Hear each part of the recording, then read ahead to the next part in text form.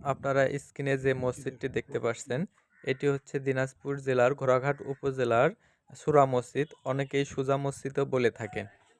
এই মসজিদটি ঘোড়াঘাট উপজেলা থেকে ৬ কিলোমিটার পশ্চিমে হিলি রোডে অবস্থিত।